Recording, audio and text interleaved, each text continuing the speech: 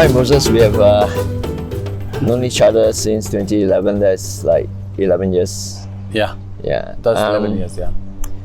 Could you share about the story of Children's Garden Home? What was the motivation when you first started it in year 2001? Yeah, 2001, yeah. Yeah. In fact, this seed you see here, I can say it was planted when at my childhood. Yeah, because How so? I mean, yeah. because I grew up in a family with a lot of challenges, with a lot of problems.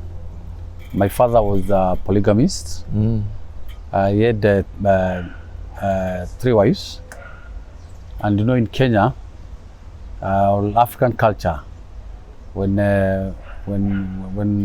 you get a new wife, those days, then the new one becomes better. Then the older one is maybe forgotten.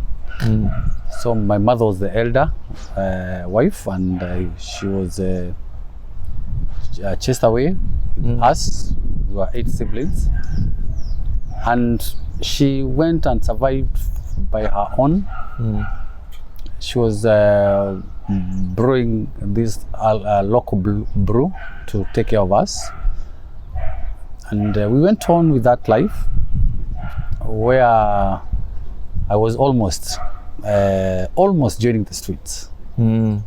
How old were you at that point in time? You know, children don't forget, because I was at tender age of 7 years, 6 years, and by then my father was not living far from us, from my mom. So whenever, because my mom really struggled, so she managed to take me to school and our siblings. So where I was passing through, I was passing to the estate where my father was living. My father lived a decent life because he was working. My mother on the other side was really struggling, and these things were happening when I was saying. The other family living very well. The other children, my step brothers with suits, with decent clothes, eating well. And on the other side, I could see my mother really struggling. We could only know we are going to eat when we could see our mom coming back in the evening. Sometimes even I could see my father coming, fighting my mom, and that thing really entered my heart. Right. And I was not happy. Also, my other brothers and sisters, somehow they were scattered, because we could not live in a very small house, all of us. Yeah? So then I decided to work hard in school, and in my heart I said, I'll work hard in school, and I wanted to become the president of Kenya. If you could ask me, what do you want, when you grew up, what do you want to become? I was just saying I want to be the president of Kenya. And being the president, I had a revenge in my heart. I wanted, when I grow up, I become the president, I'll deal with my father because of what he was doing to my mom. Okay. And the way he neglected us and left us. Okay.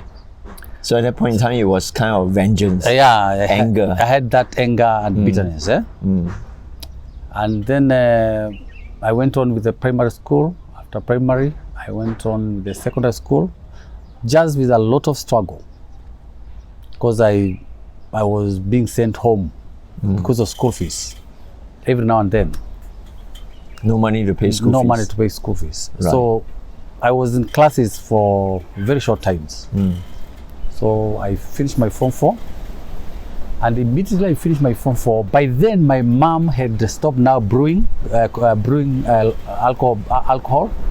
So she was saved. She became a Christian, and there's somebody who gave her a small loan so that she can start a small business in a market.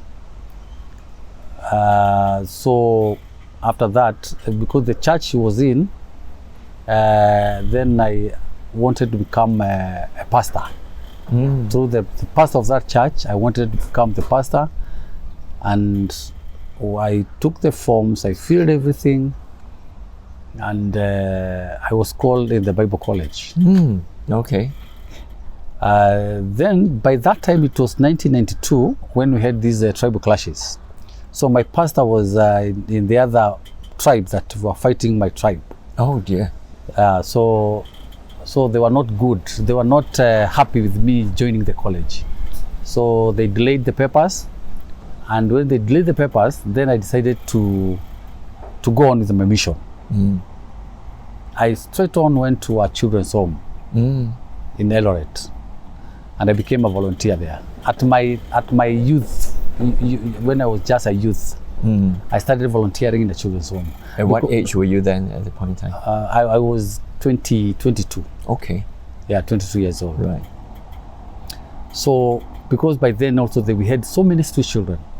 I could see the street children in the street, and then I said, now I want to serve these children.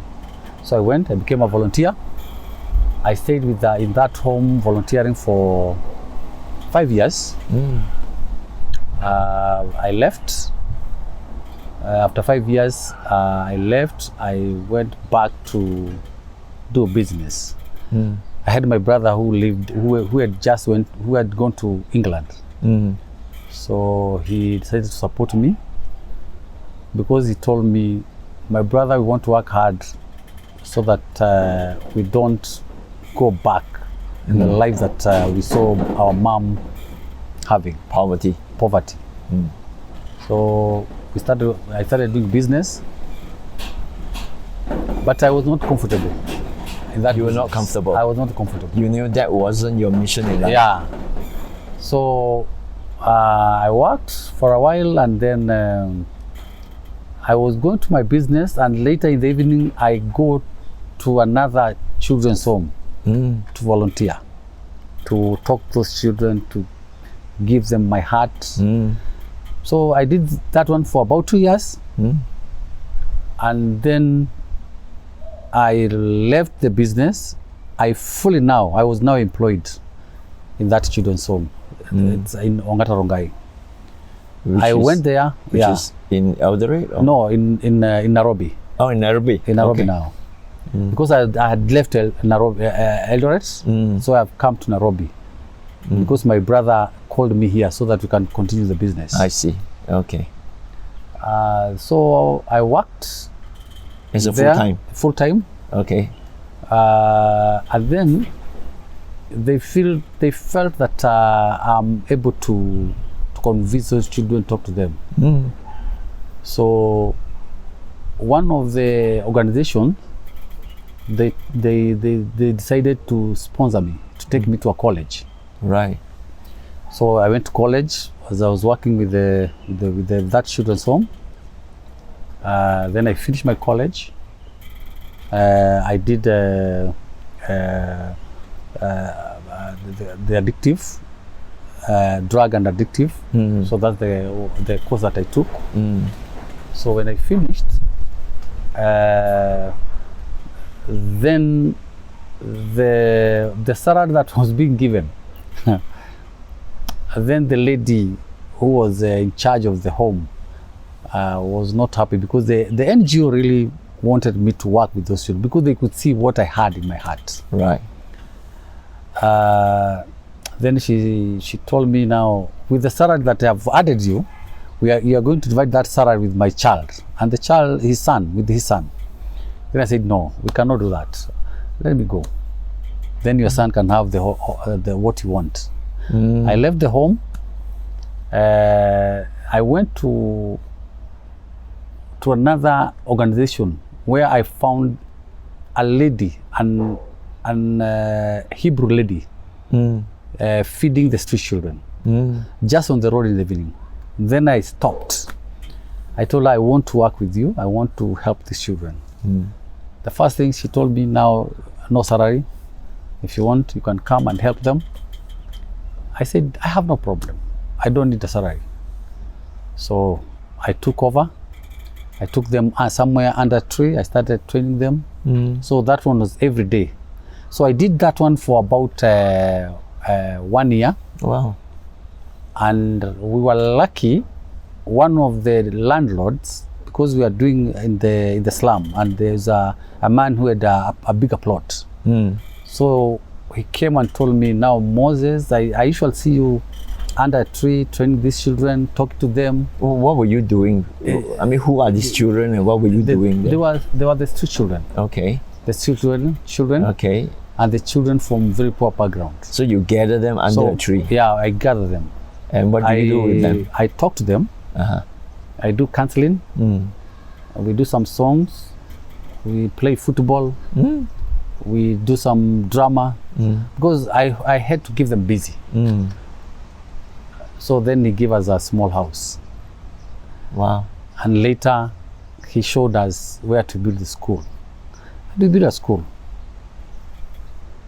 Then what happened when I was in that process, there is an organization from Sweden which came, and they had a function.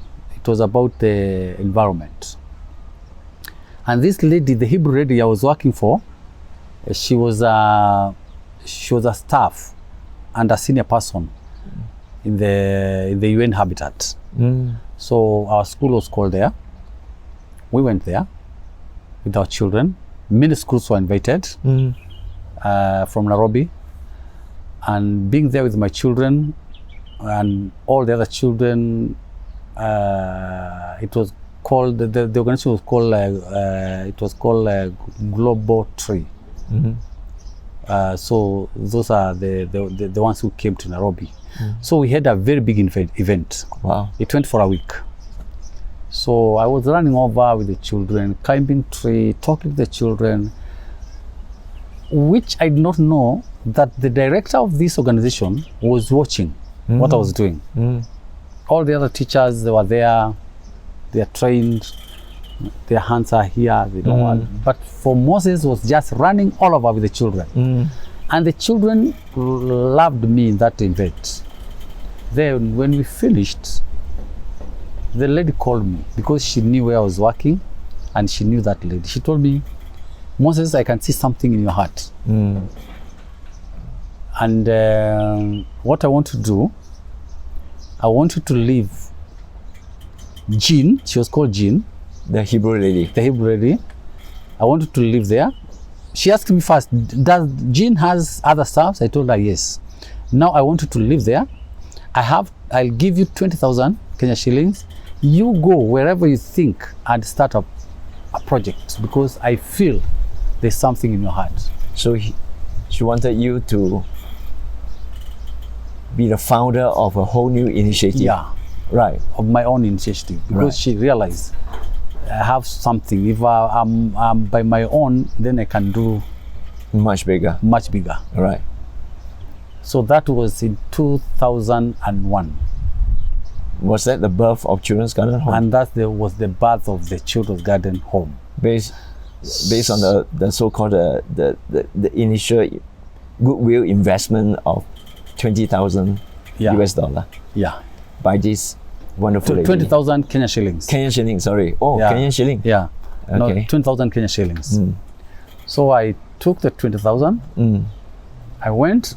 I don't know what was connection between me and the tree. Because when I was given 20,000 Kenya shillings, I went somewhere along the road under a tree like this one. I just looked, I went the street, I find 5 street boys. And we came under that tree. And these are new street boys? Yeah, these are no longer the Hebrew ladies boy anymore? These are new street boys. Okay. We sat with them, I bought them some lunch, and I told them, this is our home. So with that one, we started planting trees with those 5 street children. Do you remember which tree was it, at which road? It's just within Kawangwara here. With the first tree that I found was a eucalyptus tree. Eucalyptus tree. Yeah, that's where we started. So this is the tree where the children's garden started.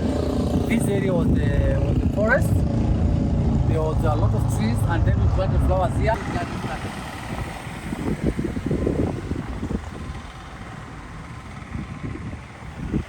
Wow. And we planted flowers, and from those flowers, with the street children, people were attracted, and they wanted to know what are these street children. Every day they come here to do.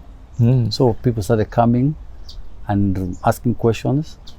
Then I told them, these street children, we are planting these trees. When they are big, we can sell them and we get food or a book, a pencil, and so that these children can go to school. And people were interested, and that's how Children's Garden started. So later, we planted so many trees, we sold them, and we rented out the first class where those children, and of course others were, now they're increasing.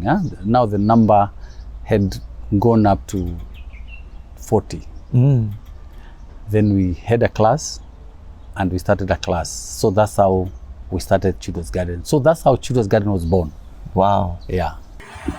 So now after we came from where we started Children's Garden in 2001, we came here because this was a bigger space.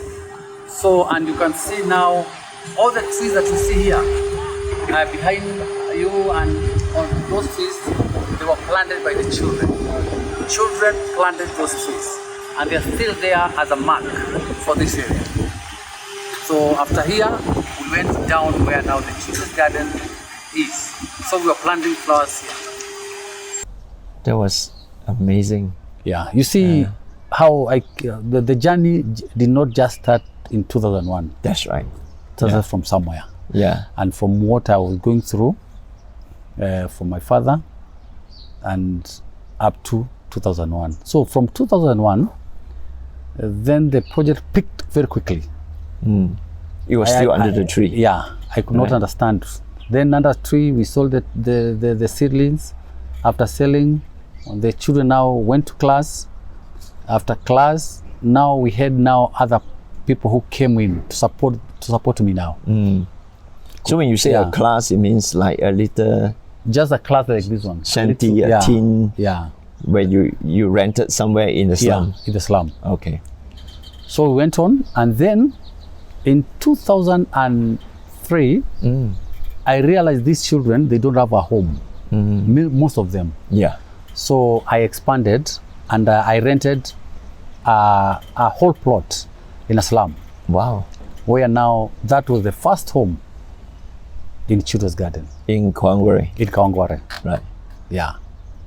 Then as time went, I got now I was connected to the world, to many people abroad and in Kenya. Then I got money, and then that's when we decided now to look somewhere to buy, to make a home for these children. A permanent home. A permanent home. Right. So but that's very expensive, isn't it? Yeah, by then it was not very expensive like now. Ah, okay. Yeah, now this place is very expensive. But then, like this land, we just bought 4 million Kenya shillings. That's about it's about 400,000 US dollars. Okay. Yeah. So we bought this land, and now we came here. We had a school and a home for these children. So I remember when we came, we did not have all the buildings that are here. Yeah. Yeah, it was almost empty. But now, as years go, we upgrade the school, we upgrade the home.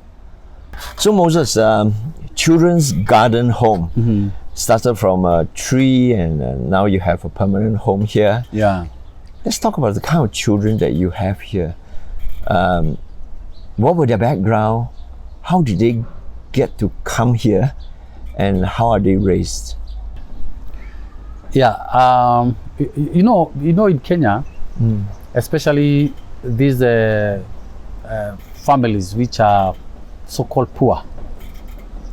Most of them, majority, they live in a day. They live in less than $1 a day, and less than $1. That means it's not enough for all the basic needs for these children and the parents. Right, that's way below the poverty line. Way below the poverty line. And you know, in most of the African countries, when you are jobless, you are jobless. Nobody will come and say, because you're jobless, have this. So this is where now these children come from. Because of the poverty level, so these children, they cannot just sit there in the house and it's no food. So that's why they go out the streets. Right. And when they go out to the streets, mostly who go to the streets are boys. So they go to the streets. They start now looking for. They become also laborers, because when they go to the street, they try to find what they can get, sell, and get food or support their parents.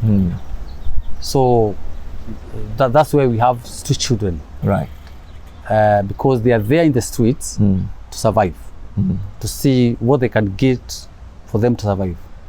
Because most people care less about the street children, and being in the street, they become violent. You know, these children, when they are in the streets and they have seen what their parents have gone through, they have that bitterness. Right. They feel like the world doesn't love them. Yeah. So whenever they see people eating well, dressing well, so with the anger they have, they want to harass them. Right. So when they harass people on the streets, and then people also see them as bad people. Right. Right. So you find the street there, that struggle between the people and the children. The have and the have-nots. Yeah, the ones who have and the ones who don't have. Right. So, and these children, if they are not rescued, then they grow up and they become street families. They become adults, they become the street families. Right. So that's why Children's Garden is here, to go and rescue those boys, to give them chance to be in a good home and to go on with their education. Right. Yeah. Those are the boys. These are the boys. Yeah. These are the boys. How about the girls? I think the girls. The girls are the more vulnerable. Even more vulnerable. Yeah, more vulnerable. Yeah. Tell us more about that. Because with the girls will not go to the street. And if they go to the street, that's the most dangerous area for them, because they'll get into drugs, they'll be sexually abused, and all manner of evil things will be done to them. Wow. Okay.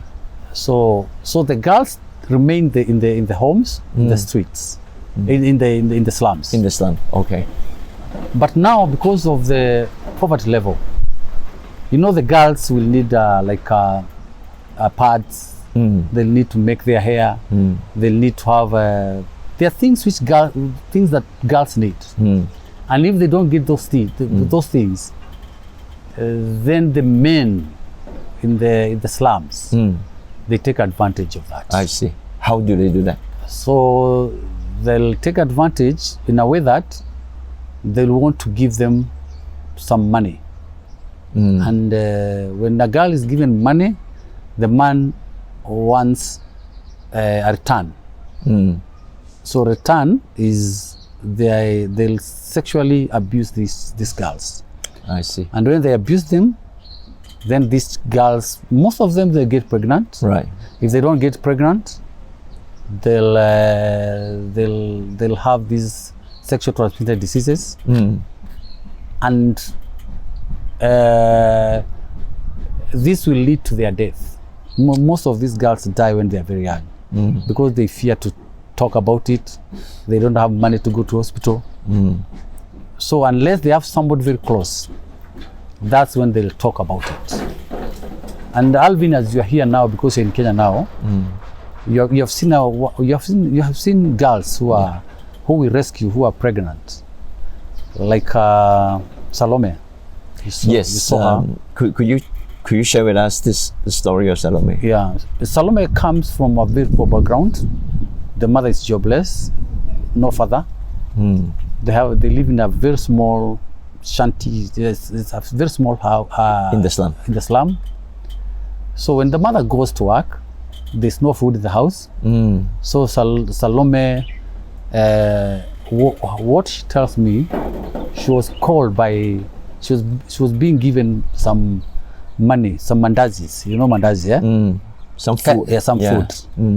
So, and then the man could call Salome in his house, because maybe also the man's wife has left. So he calls Salome, or goes to where Salome lives with the mother. When the mother is not there, could force Salome to sleep with him. And because Salome is a child. Can you tell us how old is she? She's 13 years. And she's in your school? Yeah. She was a day scholar, coming and going back home. Right. So she comes here, we give them lunch, and then they go back home.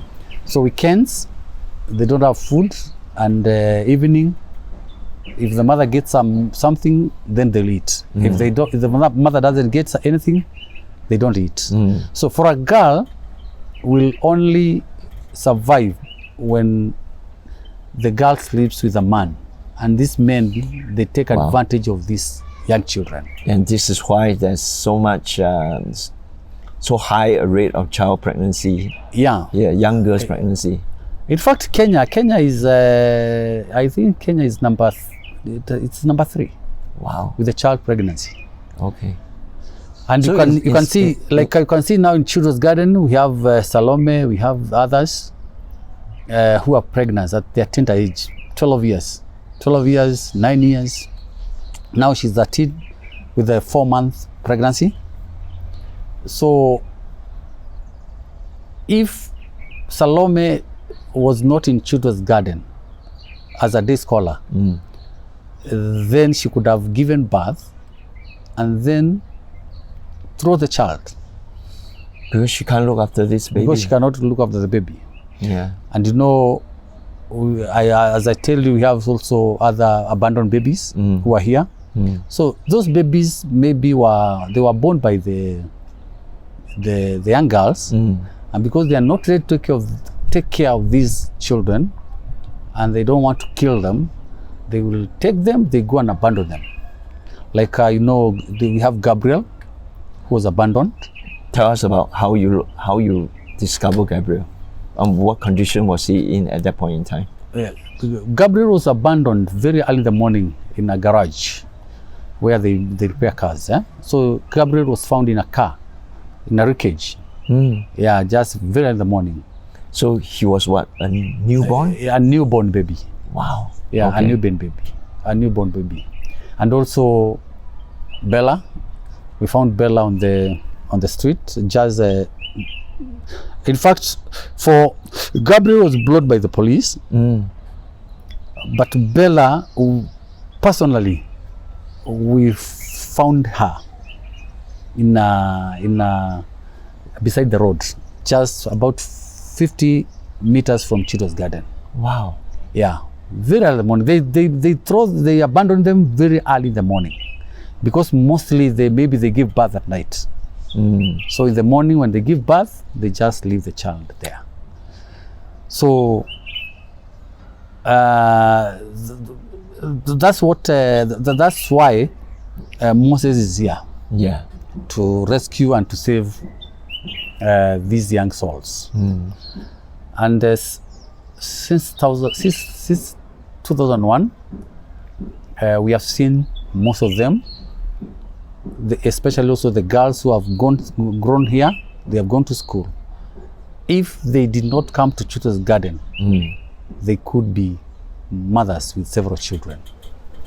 But Children's Garden, what we are doing here, we are nurturing these children so that in future they can become mighty oaks. And we have seen that. We can tell, we can count. These children, they have been in Children's Garden, now they are outside, they have families, they are doing well, they have gone to universities, they have gone to colleges, and they are happy. All right. If not Children's Garden, then the story could be different to these children. Wow, Yeah, Moses. yeah, So perhaps if we look back, we could have your father to thank for creating that disharmony in you, yeah, and born out of that disharmony could have been a seed of anger and seed of revenge and seed Yeah. of something bad, right? Yeah. But outgrow from that seed was a very unique mighty oak. yeah. And you know, my father, before he died, but he died when we were friends. We were very good friends. Right. So I never revenged, but I loved him. I showered him with love, and he died when we were friends. Wow. And that's what I feel like these children, whenever they're here, I talk to them, I tell them, don't blame your parents. Yeah. You don't know why they did that. Most of them, why they did that. So when God has helped you, you have a job, you have finished school, go to them and forgive them. Yeah. That's the highest form of wisdom Yeah. to live a good life. Yeah. Yeah. Most of the time, we have no idea when something bad happened. We tend to be angry. We tend to blame somebody. But perhaps out of that, something brilliant could happen. Like Sure. what happened to your life, and what happened to this Children's Garden home right now. Yeah. And I really hope that more people would hear your story. Yeah. So I think how you see Children's Garden is full of life, and when I'm with these children, like today, we don't have children running around because it's a national exam, and you know exams in Kenya are very protected, not like Singapore maybe. So whenever I walk here, I see hope. I see another hope into the lives of these children, and that's my joy. That's when I see them, I feel I don't need anything else in this world. I just want to be these children. I just want to see them happy, smiling, and I have an office. Even I don't sit in my office because because I just want to see Ian. I want to see Jaden. I want to talk to them, to run with them. I want to see them. Yeah. So Moses, you have your own family. Yeah. How many children of your own do you have? I have 6. 6, and they grow up here in Children's Garden home. They grew up here. The 6th one is, of course, Bella. We adopted Bella. Right. Whom you pick up from the street, 50 meters from here. Yeah, because when Bella came, my wife fell in love with Bella. She even breastfed Bella. Right. Breastfed Bella. And she said, this is a child that God has given me. So we adopted her, and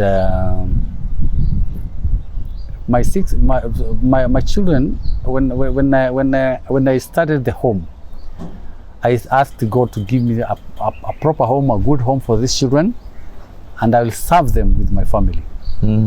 That's why my children goes in the same school with all the other kids. We live here with all the other kids. When you come in my house, it's like a street, because We don't close our doors, Yeah. our door. Yeah, So every minute a child passes there. Yeah. Yeah, a child passes there, and we are happy, especially me, because that's the life I want. To see these children one day becoming a mighty oak.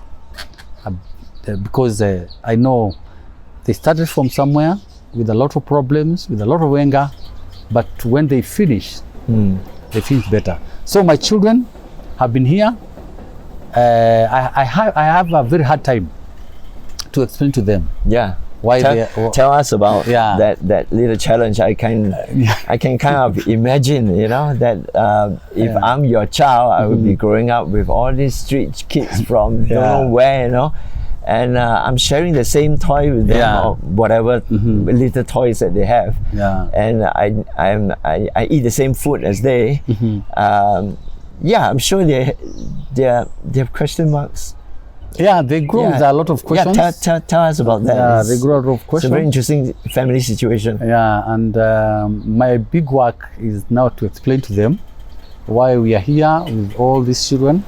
Most of them calling me daddy, and especially when they are young, I can see I can look into their eyes, and I see they have some jealousy.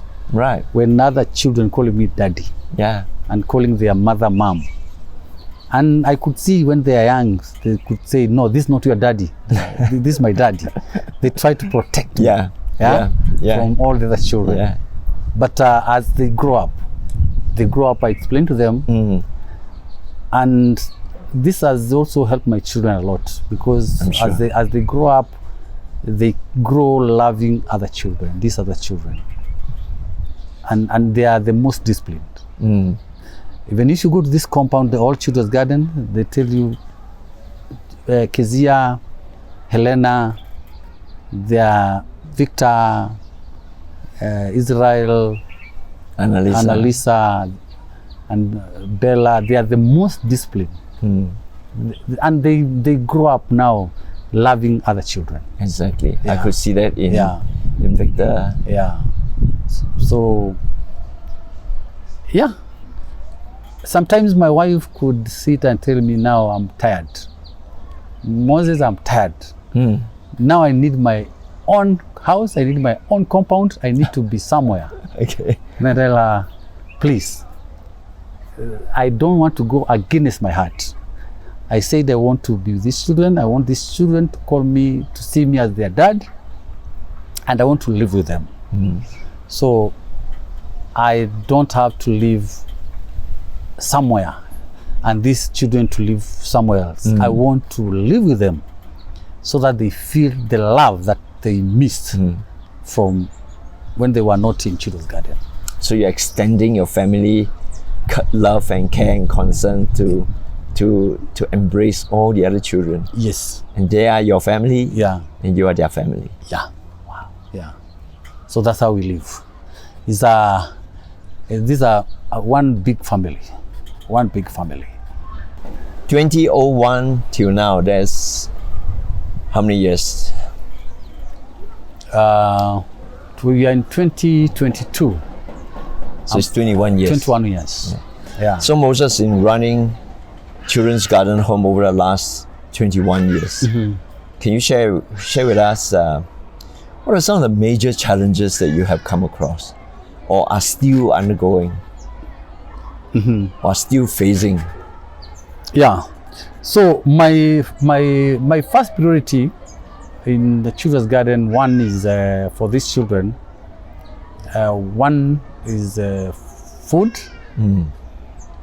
and education.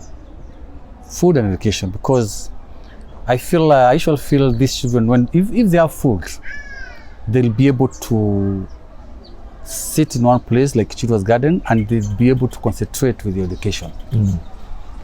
So what my wishes, what I've been for, is that I've been praying that these children never lack food and never lack education. Because when they have education, it will change the circle. of poverty in their life. Spit them out of poverty. Out of poverty. Yeah, and when they have food, they'll concentrate Right. with education. So with the structures, that one becomes third. But number one in Children's Garden is food and education. So food, education, and then come infrastructure. So I have been having we have been having this challenge of food because when these children come here, I don't want to. I don't want to. You know, we have other organizations where they measure food. They say you can only eat at 10 grams or something. They measure. But for Children's Garden, I want them to eat until they feel their tummy is full. So that when they go to class, they concentrate. And when a child comes in Children's Garden and they found food, then they settle. I have seen that. They just settle, they relax, and now they continue with their studies. And most of them who have gone through this project is because we have been having food. So what I have been doing, most of when I talk to my friends like you, I talk more about food. Because I know this is what can keep these children here. Right. So in other words, food can even be a reason for the street boys to agree to come here. And then from there, the entire life change for the better. When there's food, a street child will come, which most of them have done that, and stay because they are sure that there's food. And I recall you mentioned to them before the school holiday started that you were extending the invitation to all the girls also. That if they are hungry at home during the school holiday, they should come here, come back to Children's Garden home. Could you explain a little bit about that? Because you know now when schools are closed, especially now they are closing for a very long holiday, because they'll come back in January about 23rd.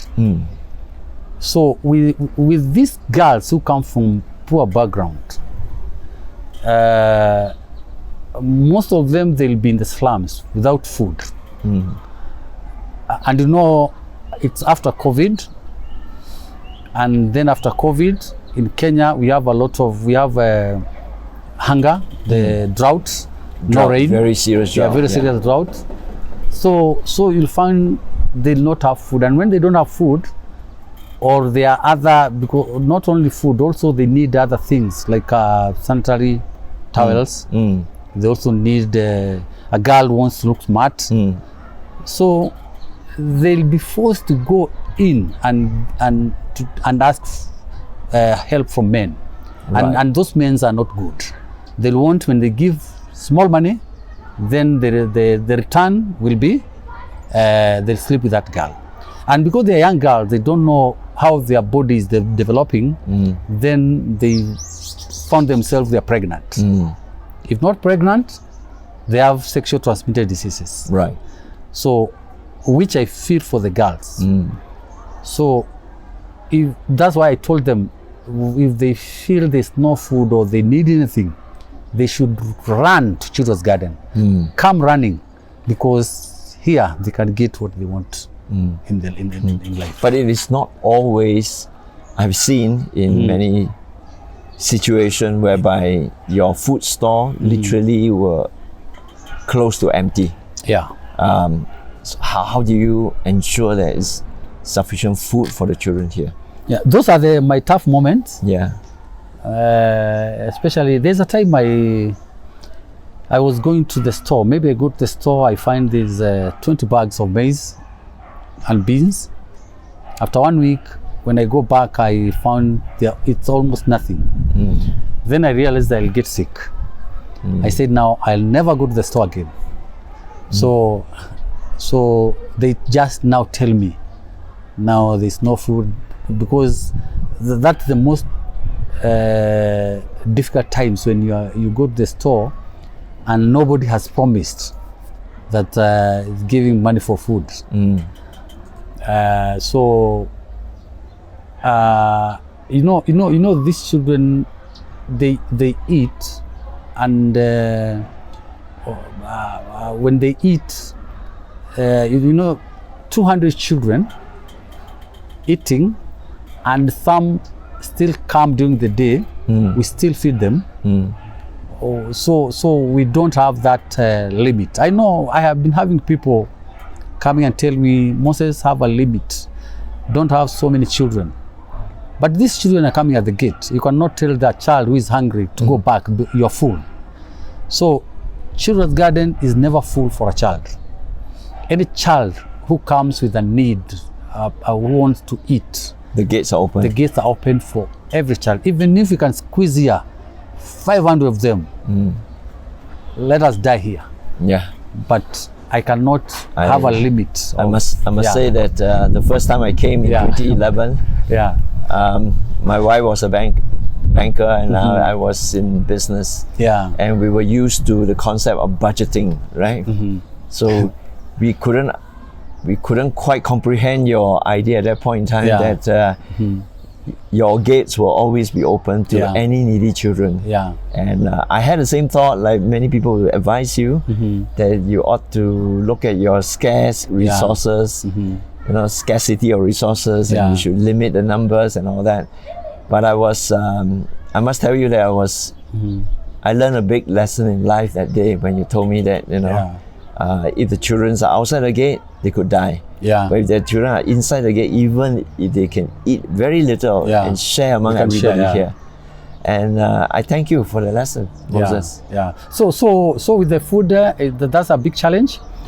But now, I think last year, there's a friend who came from US and Jens, and I talked to him about this the food situation, and then we thought of this sustainability, and in our sustainability, when we go to that department, that's when Little Fingers comes in. So Little Fingers, of which Mr. Alvin, you started it way back in 2011. In 2011, it has really helped me and focus on the sustainability. Now, at least now, we have the land in Naivasha, where I believe in few months to come, we shall start now growing our foods, so that we don't keep on, asking for funds is not easy. Yes. You need to become a professional beggar. Yeah. And not everybody who... yeah, that's my job as a professional beggar. Yeah. Okay, Moses, tell us about the Naivasha Children's Garden Farm that you had now.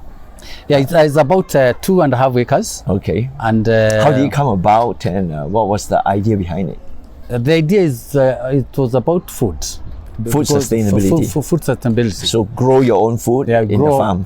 We need to grow our own food in the farm.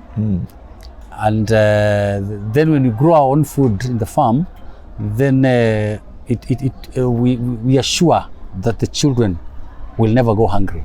Right. Even if now we can start now, when we grow our own food, now with the other funds, we can be able now to ask for funds to buy books for the children, take them to colleges, and do the buildings, proper buildings. Because you see now, like this one is a very old building. Yes. Where these children are sitting, and it's not good for them because we want to give these children a better environment where they can sit and feel they are like they're like any other children in these in other families. Right. And that's my aim. I want these children to feel that they have people who love them and who care for them. Yeah, which I know. Before we go away from the Naivasha farm, I could also see that it could be a continuing vocational training and education for some of the boys here, isn't it? Or even some of the girls. Yeah. Talk about that. The structure, in Naivasha, what we are trying to do, we are trying to put a structure where The children, because we are not the same in academic. Yeah. So we have slow learners, others they give up on the way.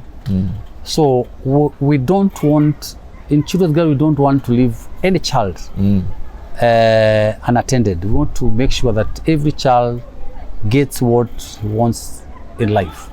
So that's why when we have the sustainability of food, we also want to have this tertiary, where we take boys there who are slow learners. We take them there, we train them on carpentry, welding, of which we have already started. So we have some children who have already gone through the training. Like you remember, Sami? Yeah, Sami went to college, is now a professional welder. So he's training other boys. Right. Yeah. So in other words, we should give all children all kinds of opportunity. Yeah, all kinds some of are opportunity. academically inclined, some may not be, but those who are not academically inclined, they may be very good with their hands. With their hands, they can use their hands. Welding, animal husbandry, and agriculture, husbandry, and also the agriculture, and also we have also the other land where we are going to also take girls there. All right. The ones also not good in academic, they can start now sewing and other knitting and other cooking. So we try to give them as much as we can. Right. And like you can see, you feel like Kezia is doing fashion design. I believe she'll take some girls also and start training them, talking to them about the fashion design and all the other things. So what we do in Children's Garden, we make sure that when these children live here, they live here when they're joining the community. They join the community when they are ready, and when they are they join the community ready to work and ready to take care of themselves. Right. Not to go there begging. They can create values in the marketplace. They can create value to the community, to the society. Yeah. Excellent. Yes. Yeah. So, that's how it is. And with especially if we talk about Children's Garden, since we started Children's Garden, the girls have been very safe here. They don't get pregnancy. They start school until they finish.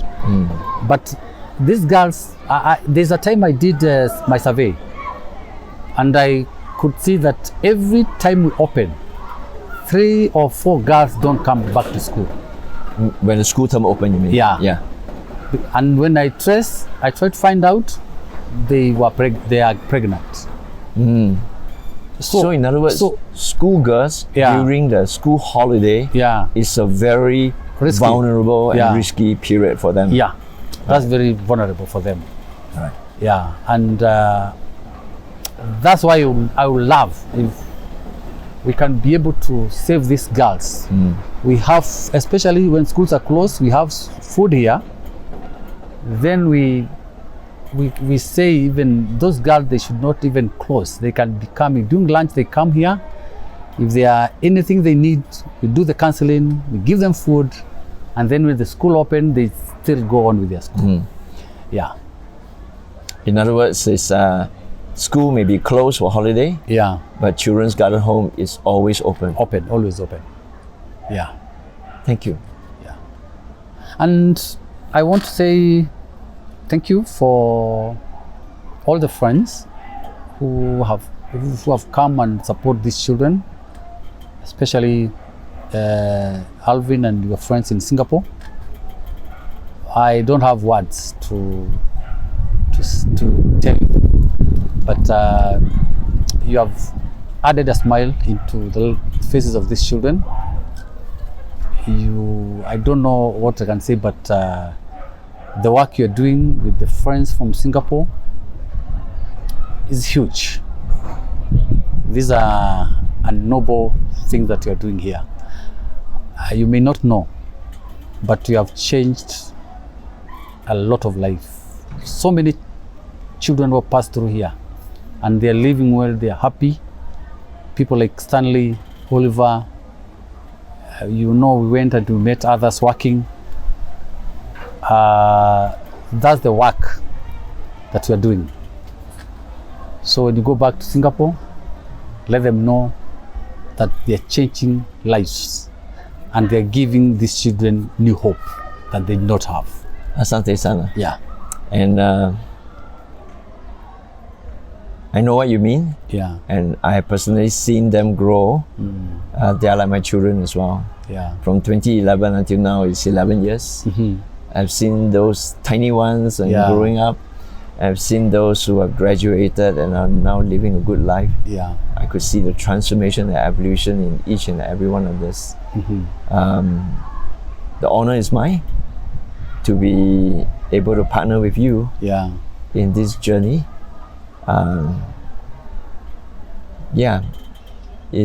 Life is a gift. Yeah. But not every life has the precondition to grow up into a mighty oak by themselves. Yeah. So your work of helping them and my seva in supporting this journey is what I call flowering of a child. Sure. If you can help one child, it's a calling. Yeah. Help many more, that is seva. Yeah. Thank Asante you. sana. Asante sana. Welcome. Thank you. As I finish, if we are given chance to choose where to be born, then all these children, they could have chosen to be in Singapore, not in Kenya. Yeah, but because you're not given the chance, that's where you are born. You find yourself just in the world. But I thank God because